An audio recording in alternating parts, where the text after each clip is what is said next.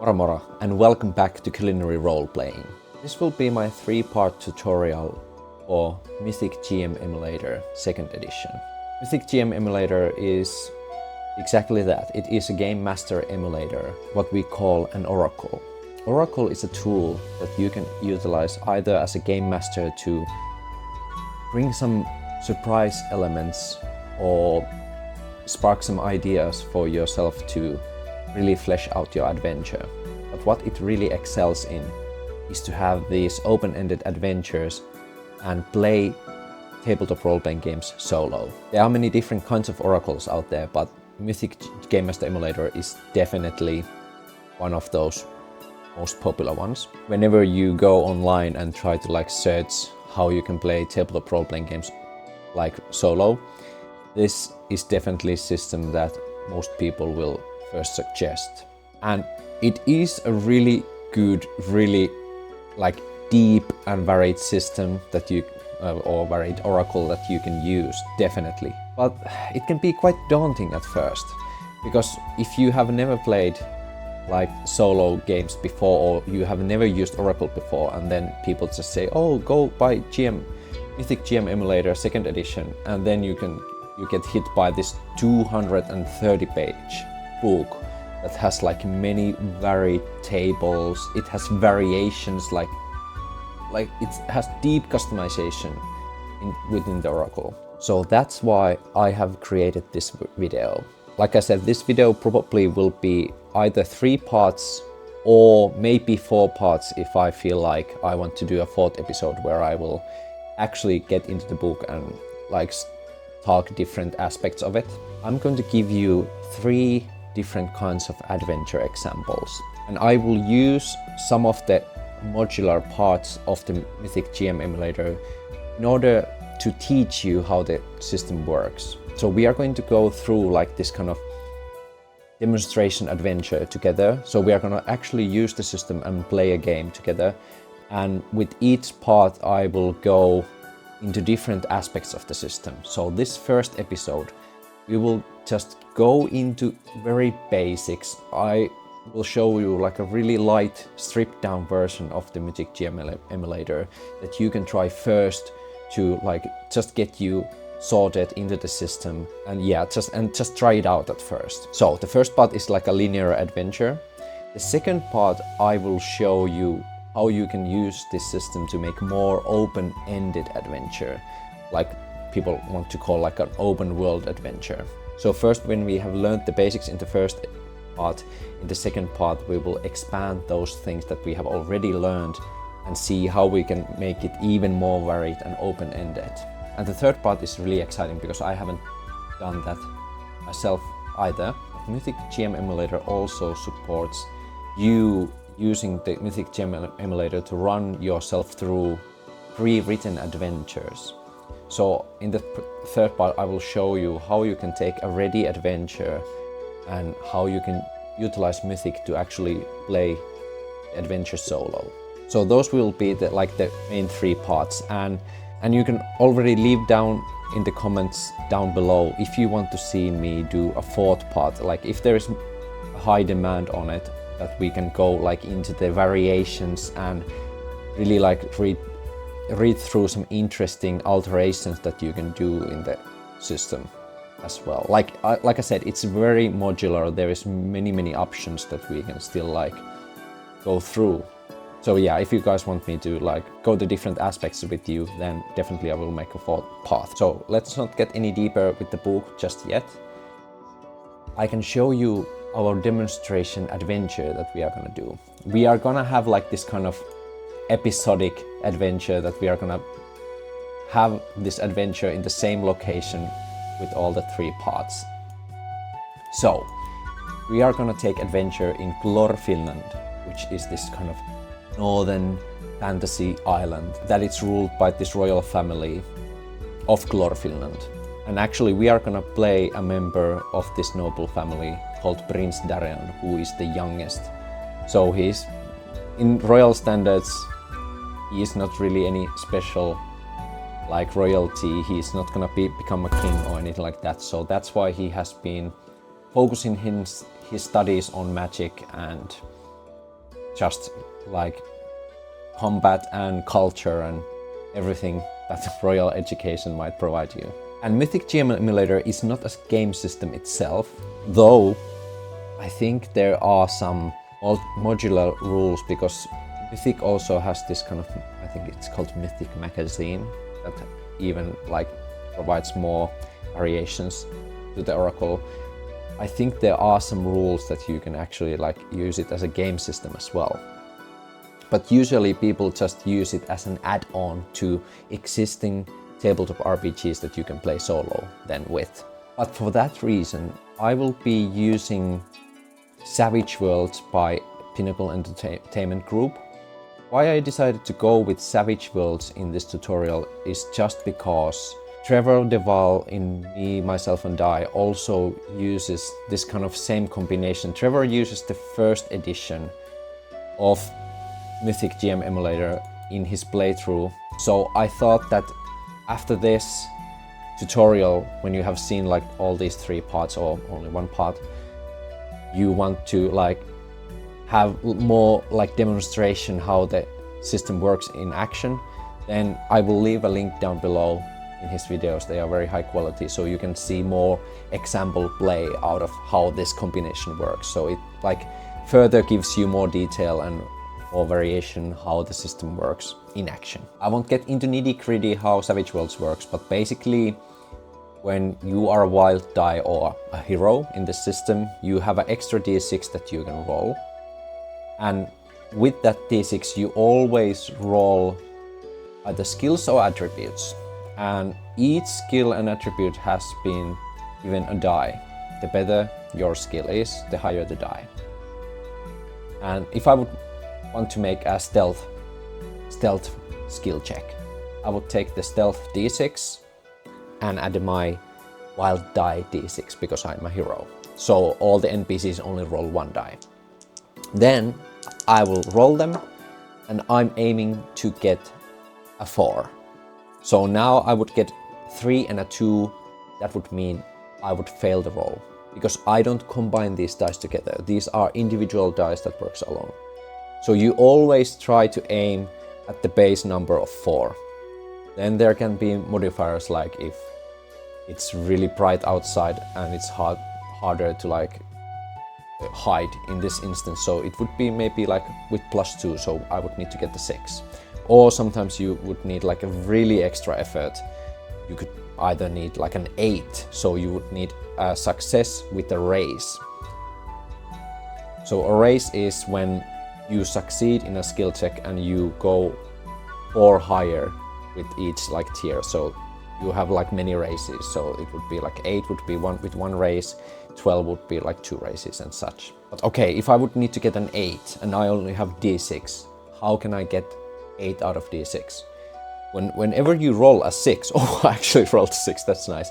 So when you ever rolled a 6, that means the die explodes. So I can take this 6 and either roll the same dice or roll a new dice and add that in. I rolled another 6. This is a great example. So if I roll another 6, then I can take another die. So the die is exploding. So every time I roll the full result of the die, I can take another die of the same kind and roll again and add that into the final result. Now I got a 3. So now I got equal amount of 15. Right, yeah, 12 plus 3, 15. So that would mean I would have succeeded and get 2 races. And that's it. That's how the system works. All the combat and such work exactly the same way. The only time when you put like numbers together is when you roll damage, I think.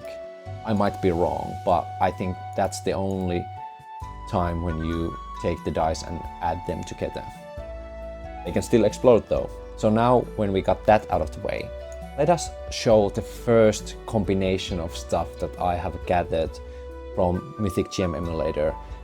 And I think this is like the best starting combo that you can have.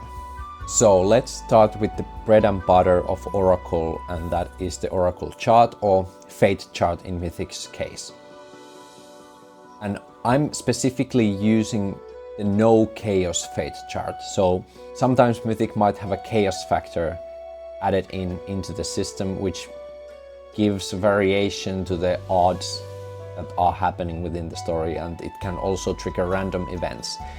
I would argue that you should not start with those, because if you have never used Mythic or any Oracle before, and the first thing you roll is a random event, and it will be a remote event, that can really like throw you off when you're just like starting to learn the system. So no chaos fate chart is really good way to keep things more controlled, even though there's gonna be like variation. But how basically fate chart works is really simple.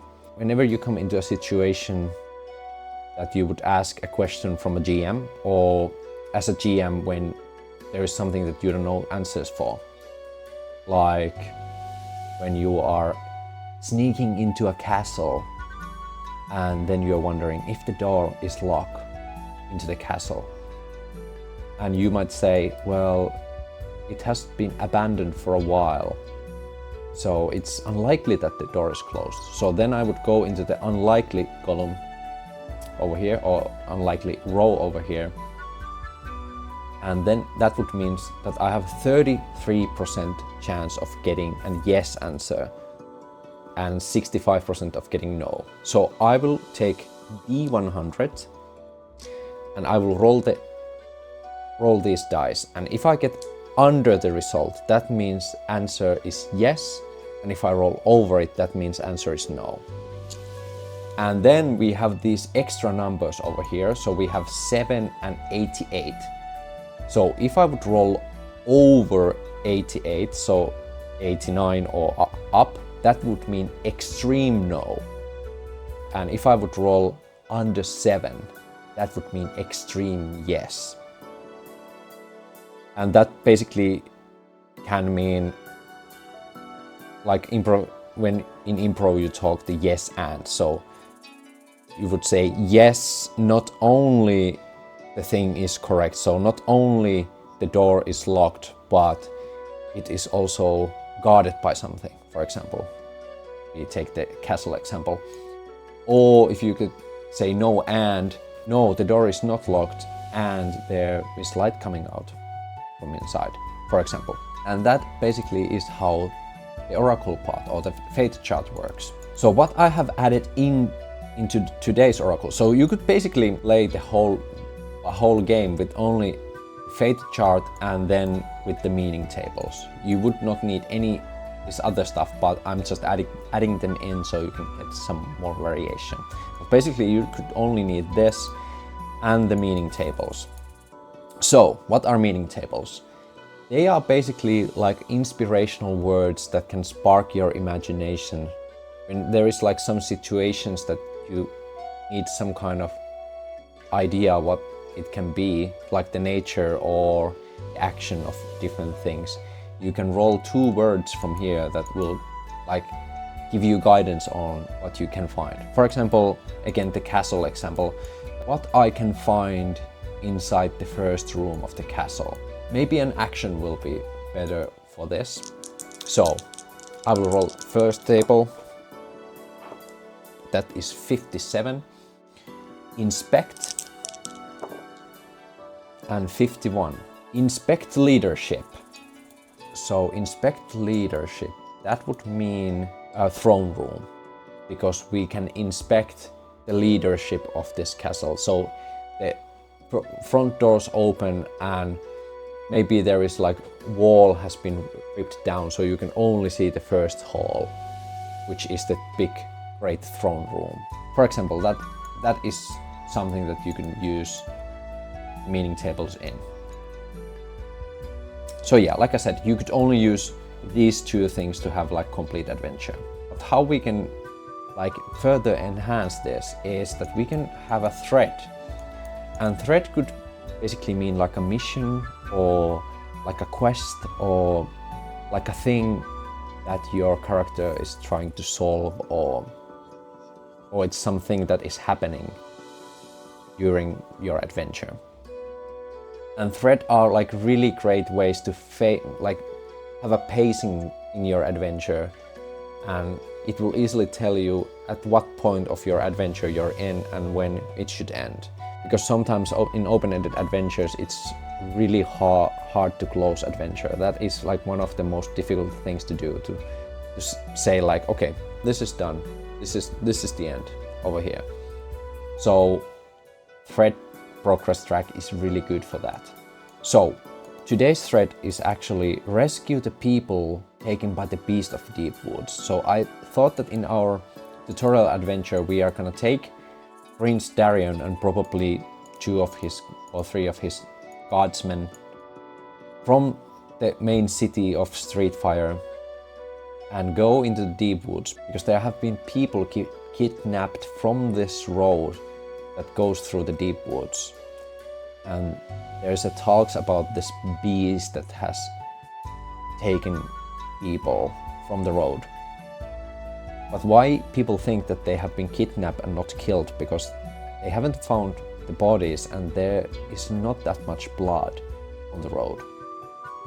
So that means somebody has taken these people rather than just outright killed them. So of course the kingdom of Glorfinland is really worried, and Prince Darion has taken up on himself to solve this crisis.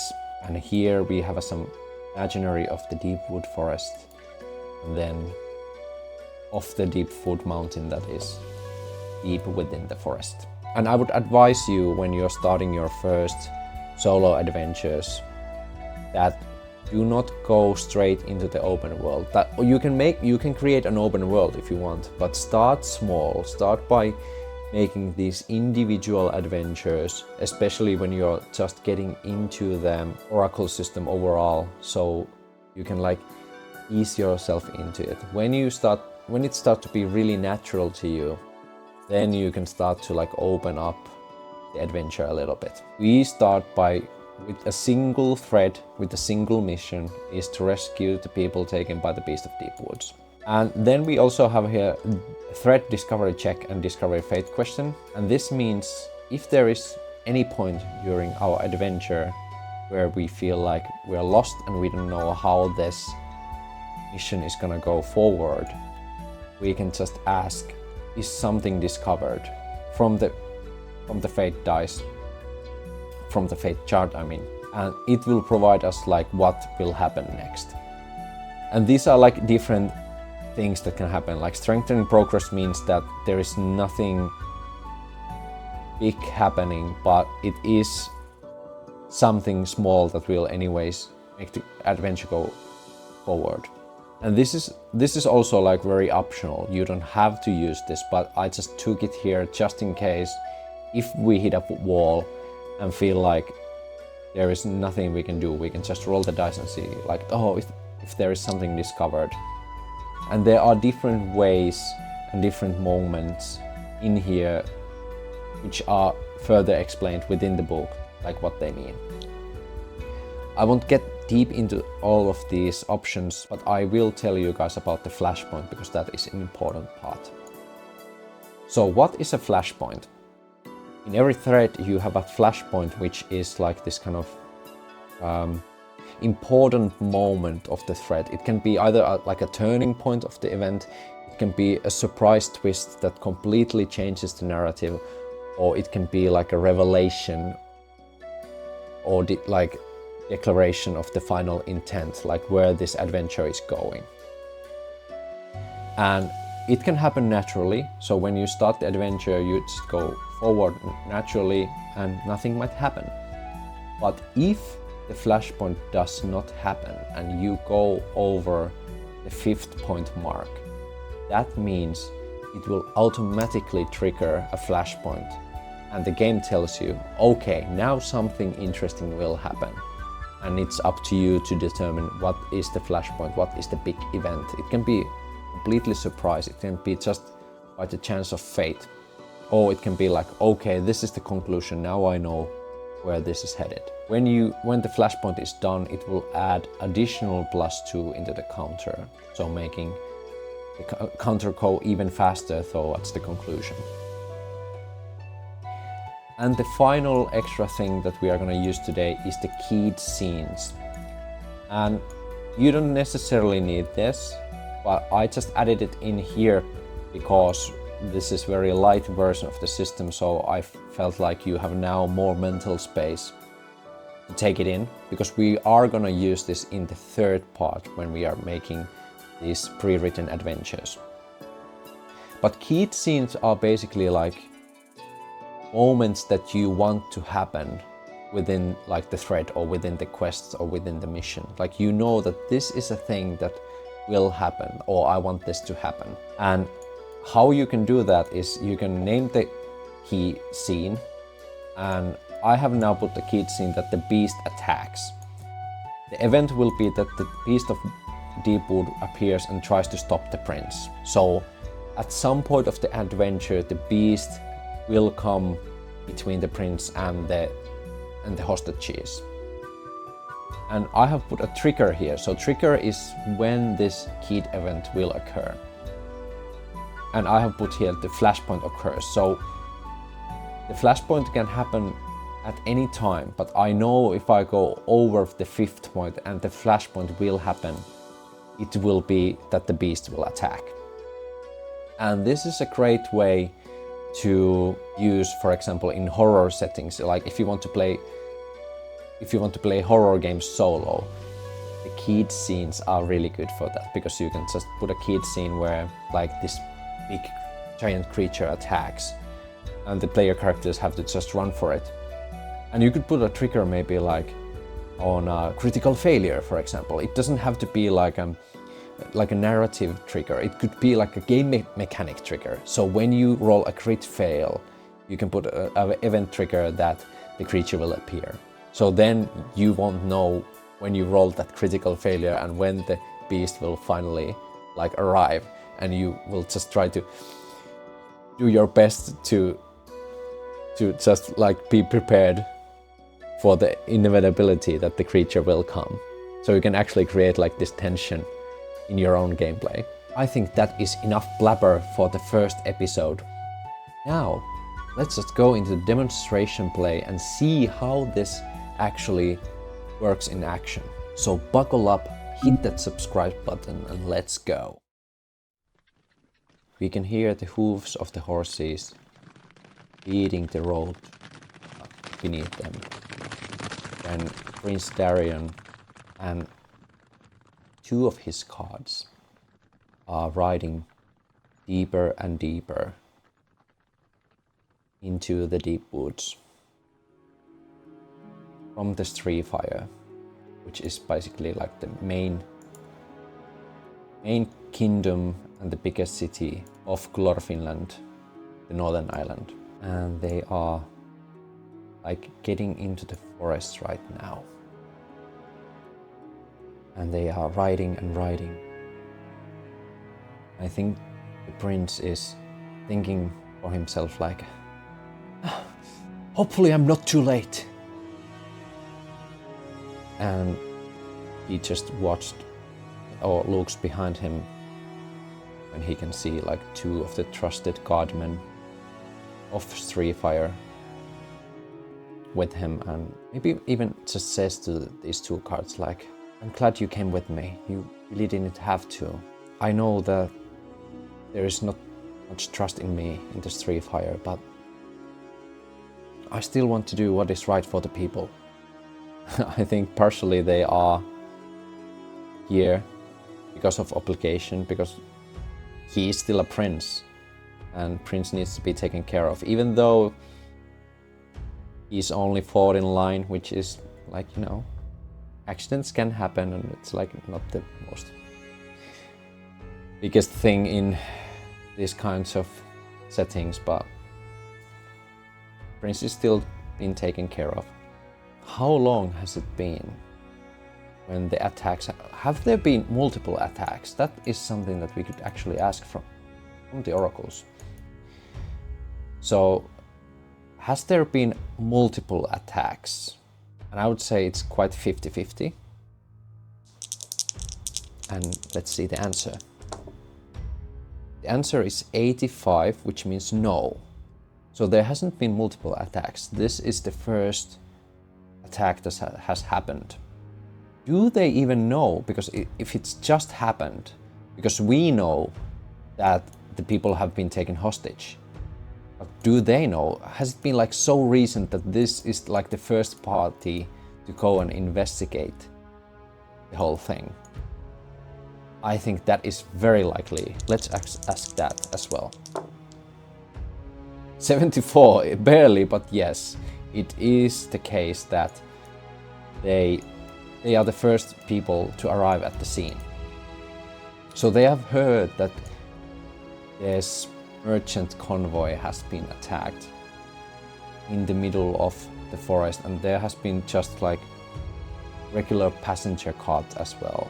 Because I feel like this island, and especially the deep woods, can be a really like dangerous place, so probably this kind of individual carts don't happen that much. Usually like materials, people are transported as a convoy, so it's easier for like have more guards there and to keep watch. So yeah, this, they have just heard a word, probably a guard from the convoy has escaped and just said that okay, there is a beast, some kind of beast has attacked, and let's keep the beast as a mystery for now, so we don't know what kind of beast it has been, but the attack has happened over this point, like right next to the mountain, like somewhere here. It is between the mountains, so yeah, it is really treacherous ground that we are going into. After a moment riding, they arrive into the scene, and they can see like cut down trees, and there are like cart tracks that have been like pulled into the side basically. But yeah, there seems to be no one around, which is really eerie. Prince jumps down from his horse to investigate, and the first thing that is really interesting is that there is no blood. Prince is really baffled by this. Kneels down for a moment, just sees the different tracks, and just says to the two cards with him, just find the cards, all of them. And the two guards come down from their horses as well, and probably they go and pitch them into a tree, then start to like spread out for the both sides of the road and just start looking.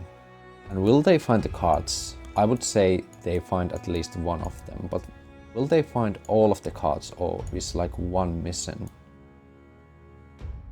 It's very unlikely that a card would be missing, but let's ask. Is any of the cards missing? 33, no. So Prince Darion will start to hear like shouts like, here is one! Ah, here is one as well! When the guards are like finding out all the cards. And the prince will also shout more orders and ask like, is there anyone there? Is there bodies? Darion can just hear, no, there's no one here. That is really odd. That is really odd indeed. Why would a beast do this much damage but not like eat anyone? What was the motivation for the beast to attack?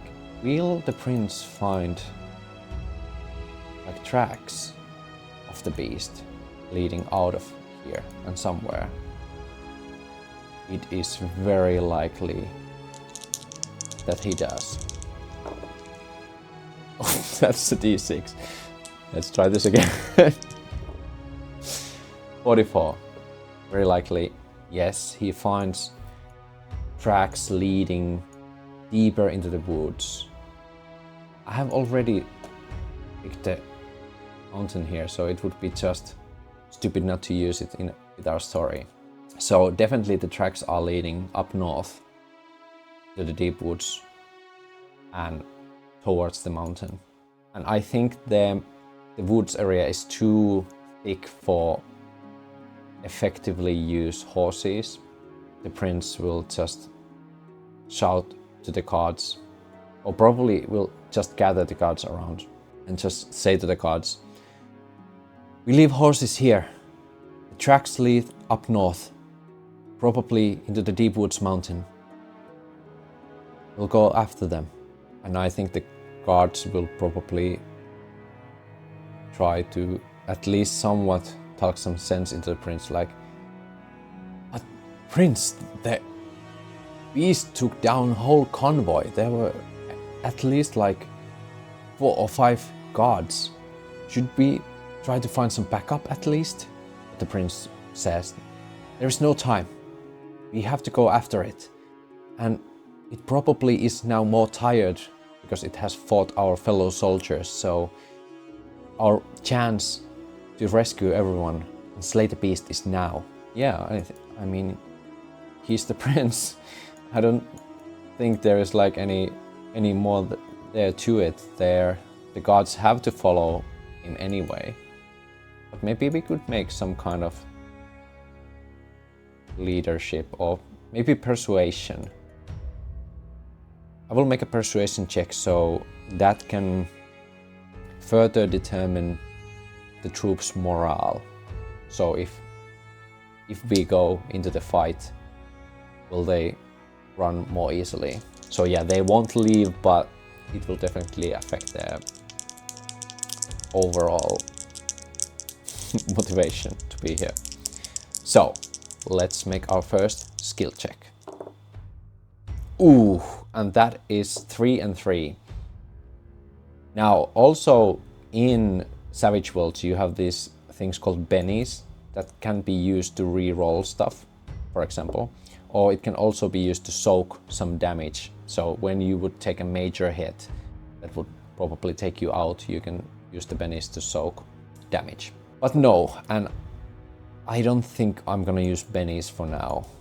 The gods are just like, "You're a foolish boy," and they are just annoyed, but we'll follow the prince for now. And it makes sense that he is the youngest child of the royal family. He has a lot to prove, and these guards are like, they are just guards. They don't want to be there, and they don't want to be struck down by the beast just because of the foolish prince, but they have their orders and they are loyal to the throne, so they will follow the prince anyway. All of them will go deeper into the forest, and that is our first point in our story. So we can add 2 steps in. So every moment that takes you closer to the threat always adds 2 steps. I will make now a survival check for the prince, and that will determine how easily and how much without like consequences or anything like that they can go and find the location of the beast, or where the tracks are leading them right now. So, survival. How well can Prince track this beast? And we got 4 and a 5, and 4 was enough, so there wasn't like any fancy modifiers. So definitely enough. They are able to keep things on track, go deeper into the deep woods, and the tracks are indeed leading them right into the mountain. But it is a long walk, it takes some time. Will they come across something else? I think it's quite likely, just because it is a long walk to the mountain and it is a dangerous woods overall. Is the beast even making a surprise? Because we don't know the beast's motivations at all. We know that it is intelligent enough to take hostages, or at least the beast is some kind of creature that wants to take enemies alive, or its prey alive. But there wasn't like any extra elements we didn't determine. It was just like havoc and cut down trees, so it's really... So it's not like a spider or anything like that. So first question is, before we ask if there is any encounters. Will the beast lay an ambush for the rescuers? Some kind of ambush, a trap or anything like that. I think it's even likely now when we have talked this through. So let's ask. 35, which means yes, there is some kind of either trap or ambush that the beast will create. Let's ask what kind of ambush or trap it is. Now we can use the meaning tables. Let's roll first from the action tables. 44. Fight. Well, that's quite obvious. Fight 26. Fight energy. Fight energy. I have two options. Either we go less literal way, which would mean like fight energy, that the beast has gone into a point in the woods and is trying to rest up because the beast has used a lot of its energy, like the prince said. Or we will fight literally energy, which means that there can be like some kind of elemental creature that we have to fight against. Both are very interesting. It is 50-50, and I will ask from the oracles, will we be fighting elementals? It is 50-50. If answer is yes, it will be elemental, but if the answer is no, we will go with the other option. Here we go. 73, which means no, it is not an elemental, it is just the beast. And yeah, it is just the beast, and it's probably because it's tired, it has laid an ambush for these heroes and the two guards. So now we need to determine what kind of creature it is. Let's go into the descriptors side and get some ideas what kind of creature it is. 76. Officially 11. Officially cold. Okay, so it is some kind of is it some kind of snow yeti? Let's ask what it does. So action 1 and action 2. 77. Repair 27. Repair environment. So it is some kind of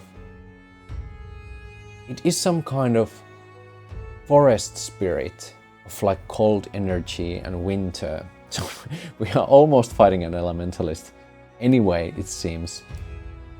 But I would say it's more like this kind of snow yeti looking spirit. So what kind of trap or ambush it will create?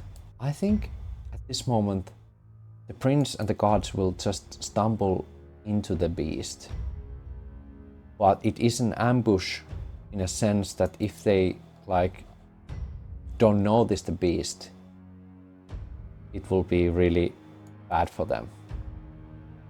So let's make one more check for the prince to see if the prince can notice the beast before it's too late and they just stumble when the beast is resting and trying to recover. So notice roll. 1 and a 4 luckily, which means we just succeed. So I think prince and the gods will find some kind of ravine. But it's not like this kind of deep fall, but it's this kind of like a downhill that goes down within. It's somewhere near the mountain. Like they have been walking a long time and they can already see the mountain in the distance quite clearly. And somewhere within the hills next to a mountain there is like this big ravine or like this cave tunnel that goes deeper down within. And when they are like trying to step into the cave, they can like start to see their breath like creating steam, so it's getting really cold within the cave. And the tracks are going into the cave, so the prince is for the gods like, prepare yourself, the beast is here. Before we go any deeper, I think add some progress, because this will definitely be the next scene. Now when we know what kind of creature it is, I will quickly create a stat block for it and maybe get even a little bit like a battle map, but maybe like a presentation of the cave system, so we can like get into the adventure. So I will be right back, and let's get back into the system after that. So I did a little bit of preparation for us. I took like this kind of a ice cavern map from Incarnate Social, or the public. I think these are like public forums, free to use maps. And here we have the owners of the map. So thank you MSKill10 and Everglacier Expeditions for sharing the map with us. And yeah, I quickly created a quick stat block for the Ice Yeti Spirit. So, because we are probably going to fight it. Maybe, let's see. And then I took some basic stats to soldiers, which is basically like everything is 6d6, like everything. That is just easier for you if you want to have like this kind of basic people. Just give 6 to everything, because that is like the average result. So yeah, let's jump back in. So the prince and the 2 cards are descending deeper into the depths of this cave, and it is getting colder and colder and colder. And I think, is it dark or quite bright in here, like in the map? Is it dark in here? I think it's 50-50. Because there could be some kind of natural light coming out through the ceiling or something like that. So let's ask. 50-50. Is the cave bright? 39. Answer is yes. So no torches necessary, which is quite nice. We have one hand free. And the prince is like going forward, going down deeper and deeper into the cave until they can hear this kind of and it's echoing the caves. Prince is saying to the gods like, shh, we have to be now very quiet. Let's try to sneak in and get a better view. And I think the both gods are now like, shouldn't be here, we need backup. We should leave here immediately. And that is because of the failed persuasion check. So I will give a prince now a possibility to try to sneak closer to the beast, but it has to be done with +2 modifier, or like -2 modifier. So prince have to beat 6 just because of the low morale, and the gods are being very loud and they don't want to be there. So we can make a stealth roll, which is d6 for us, and we have to beat 6 now. Here we go. 1-1. That is snake eyes or a fumble in this game. So I think what happens next is that the prince is turning back when the gods are complaining and being like, get a hold of yourself, we have to save those people. And he actually slips because now the cave starts to be really icy, and the quick turn will make the prince fall down make some noise and slide down even more. And now I will make a spirit roll, overall spirit check, to see if the gods will just turn back and run and leave Prince for his own devices. I will roll both gods individually, so let's see if either of them just books it. 5 and 3, so the other god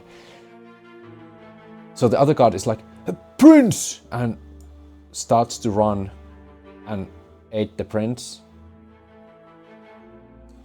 And the other god is like, screw this, I'm out of here! And just completely leaves them. And now when they are here, there are actually these bodies in here. So the prince, the gods is like, Prince, are you alright? Comes next to the prince, and they can now see the people taken from the convoy and are basically completely frozen solid, and all of them are there and completely unmoving. And now they can also see this ice yeti spirit creature, which seems to be... Let's see if Prince can know what the creature is. We can make a... Well, it can be a common knowledge, but... Yeah, it can be a common knowledge, but it's if Prince would have more specialized knowledge, it would be beneficial, but let's just see if he can figure something out with common knowledge. 6, now we got an exploding dice, so we have 6 plus whatever comes from here. 1, no, well, that's only 7, so not with a raise, just basic success. At least Prince can know that it is some kind of restless elemental spirit, restless nature spirit, and sometimes the people of Lore Finland know that the spirit can get a little bit restless for different reasons, but for now that's all they can know right now. But the creature has also now seen these two and is shouting and this icy breath is basically making ice spikes around the creature. And I think we go into the combat for now. So how combat works in Savage Worlds is we basically draw a card. The bigger card goes first. The suits have also specific order, but when it comes to that, I will check them from the book. I don't remember them right away. First card for the prince, ace. That is the first one. Okay. Then card for the god, 2. Oh, that's great. And then for the ice yeti, 10. So ice yeti goes first. It will probably try to move as far as it can. So 1, 2, 3, 4, and then it will at least run once, which works in this game that you roll a d6 and you can move additional squares equal to the number. 6, oh no! 4, 5, 6, over here. Okay, that was the creature's turn. Then it's the god's turn. The god will just try to go on the side, unsheath his sword as well, and be like, ah! Just tries his best to even have a hit in for this creature. So basic soldier has a fighting of 6, and yeah, that's it. So let's see if he can hit the creature. The creature has a parry of 5, so we have to get 5 or 6 from this dice. 3, so he tries to hit the creature, but it basically just pushes the god away, and no effect for now. It's the prince's turn. Prince Darion takes a few steps back and then just tries to concentrate and cast his offensive spell, Lightning Lance. So he starts to like conjure up this lance of pure light and just throw it against the creature. So in Savage Worlds there are two ways you can use spells. You can either use power points, so you have like a mana points that you can use, or you can just have no mana points at all and just add penalties into the roll depending on how difficult or how major the spell is. So we are going to use Lightning Lance, and let's add the damage modifier to that, so it would deal 3d6 damage, which is huge, and 4d6 with a raise. So we add +2 to the power points of 1, so the cost would be 3. But now when we use the no power points, we will just divide that 2 and average it up, so that would be 2. So we have to beat 6 with our spellcasting check in order to cast a spell. So we take our wild die, and our spellcasting is d8, and hopefully we can beat 6. Here we go. Wish me luck. Oh, that was 8. That's great. Was that my dice? I rolled with the yellow one, right? Okay, I'll just go with that. I rolled with the yellow one. So now it's 8, so it explodes. We can roll another one. And it was 6, so if we can roll 10, we get a raise. 2! That is exactly 10. So we even get a raise for that, which is great. We can. So the Lightning Lance will deal 4d6 damage. The lance is created into Prince Darion's hand, and the princess shocks the Lightning Lance into this beast. So 4d6 damage. So when you roll damage, these dice actually are counted together and they can explode. So it's huge, huge damage. And we can even use bennies to reroll damage dice as well. Which I will use. I will use our first Benny to reroll. Can you reroll all damage dice or just... I want to do this right. So I will check if I can reroll all the damage dice, or can I use one Benny to reroll one damage die.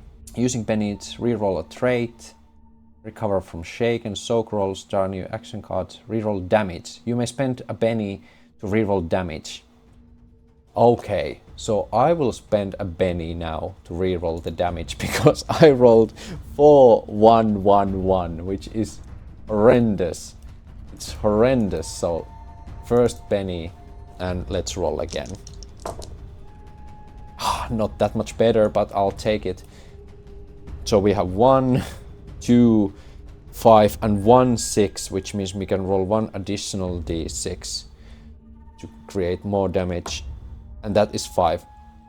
So 10, 16, 18, 19 points of damage. So let's see what that means. So we have a creature of toughness of 9. 9 goes to get the creature as shaken. So 9 plus 5 is 14. We destroy the creature outright. At this right moment, Prince Darion is able to make the lightning lance and see the creature and chuck it right into the mouth of the creature, and the lightning basically dissipates the creature. And the god basically like jumps back and is like, oh, what happened? That is, combat is over. Like in Savage Worlds, the combat can be over in an instant. It can take some time, or sometimes it's just that one moment of like perfect opportunity, and that some people really like that. Like I really enjoy that, and some people don't. So keep that in mind if you want to play this specific game.